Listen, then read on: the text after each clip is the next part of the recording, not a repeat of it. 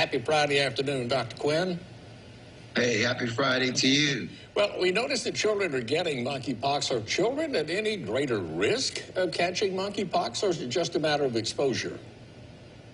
Not necessarily at a greater risk, because in order to contract monkeypox, you have to have that prolonged skin-to-skin contact, or you could get it through oral secretions, and there's less likely a chance that a kid would come into that situation unless one of their parents had it. But the worrisome point is the fact that if a child does have it, because their immune system might not be as strong as an adult or even a teenager, they could have a better chance of having a worse course. That's the concern right now. But as far as them having a higher chance of catching it, they have a lower chance because they have lower exposure. Dr. Quinn, I understand the symptoms are slightly different for adults and children. How so?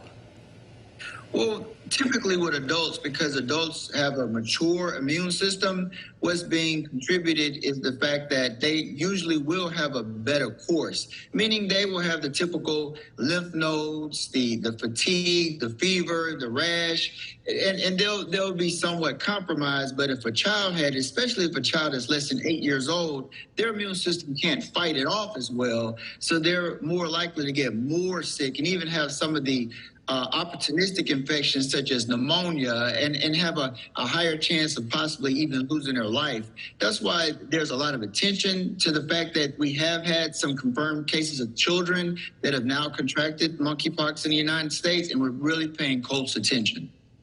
Dr. Quinn, what are the best ways to prevent catching monkeypox?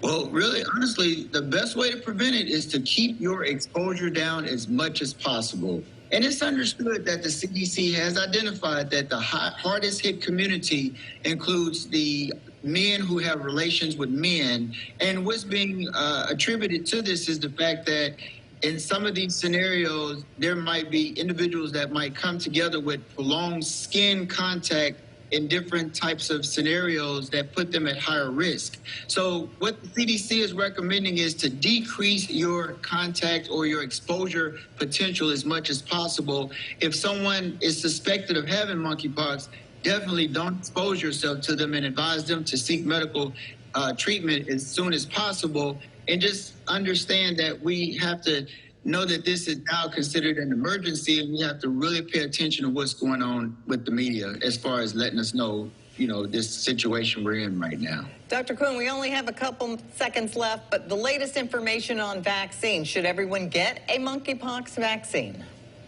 I spoke to the Mississippi State Department of Health, and they confirmed the only people that they are going to provide the vaccine for are people that have documented exposure, meaning they've been exposed to someone that's documented to have monkeypox. But other than that, we don't have enough vaccine at this current time.